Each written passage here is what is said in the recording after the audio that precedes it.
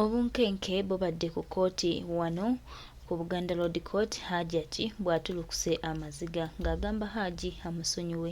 Omusango guno gubadde gugenda mu maaso era gumaze akabanga akawerako nga waliwo okusika omugwa wakati wa Hajjat ne Hajji. Hajji ng'agamba saakwata ku mwana, Hajjat ng'amugamba wakwata omwana wange, kale kwegamba bibadde bingi nnyo.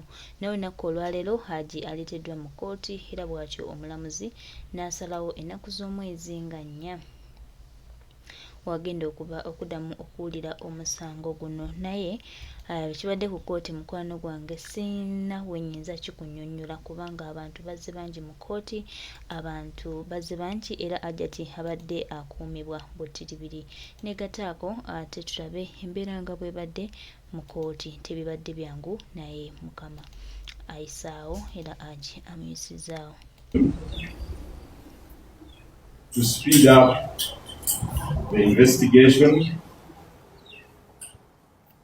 so that this is not a fishing expedition for evidence here and there, and that had they known that the investigations were incomplete, then they shouldn't have gone ahead to sanction the file and incarcerate an innocent man.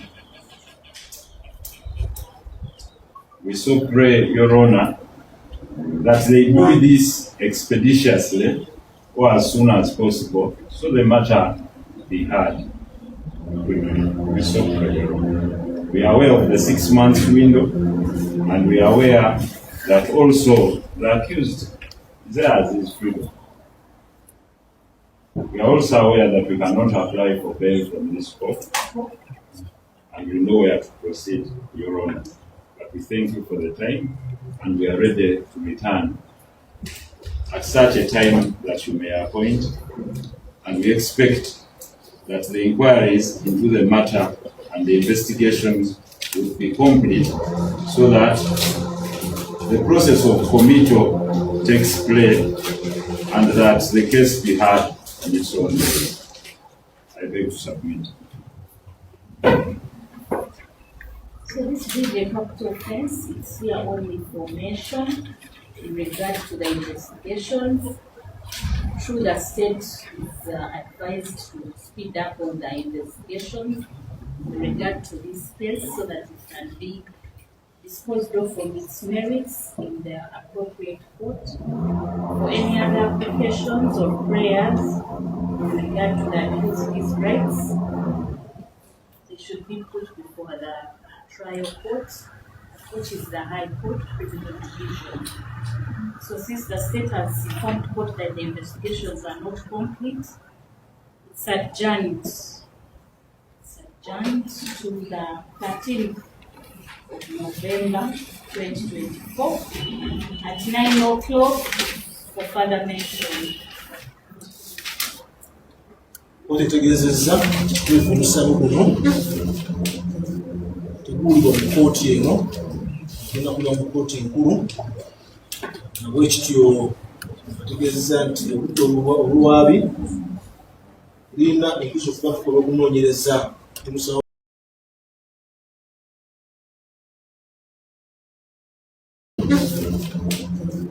teguulibwa mu kkooti eno, genda kulira mu kkooti enkulu. Nabwekityo ategeezezza nti obudde olwabi lirina enkizo okuba tukola okunoonyereza temusawo.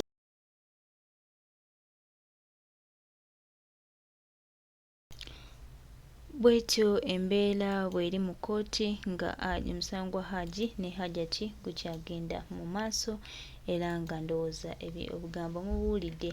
Obunkenke bubadde bungi, abantu badde buli omu ayogera kinayogera kiri, naye era muganda wange mukwano gwange twengera obajjukiza nti genze mu b'amateeka ne yeekubira enduulu. Vidiyo ngitaaginzeemu awo, yeekubidde enduulu n'agamba bamutiisatiisa omugamba ajjeyo omusango, bw'ataagugjeeyo ajja kulaba ajja tizuula mu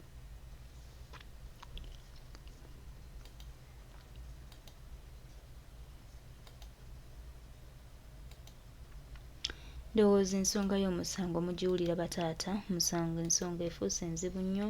Hajjati Zuula fulufiga naye mulabyeko nga yeewera, wabula neegattaako ate tuwulire ku bigambo bya Hajjati bya Hajji byayogedde. Era kyenasuubiza omukyalo bwe yansimbukira akantu ako saawa zaali 11 ne mugamba Anna wange ajja kukola ki, ajja kunwanirira kuba saayina amagezi gonna saayina. Hajji toba na kutya kino kijja kuggwa. Alhamdulillahi rabbil alamin. Nsaba Anna akkirize abanŋondeze nze siyina maanyi mwe maanyi gange era kyenasuubiza omukyalo bwe yansimbukira akantu ako saawa zaali 11 ne mugamba Anna wange ajja kukola ki, ajja kunwanirira kuba saayina amagezi gonna saayina. Ebyo bibadde ebigambo bya Hajji nga tuli wano ku kkooti era waleeteddwa, wabula ba kkooti ento bagambye nti tebalina buyinza buwozesa musango guno, era bwe batyo ne basalawo nti ennaku z'omwezi zigenda kuba 13 oluddamu okuwulira omusango guno. Ebityo ebigenze mu maaso, tuli ku nsonga ya musango wa Hajji ne Hajjati efuuse ensonga.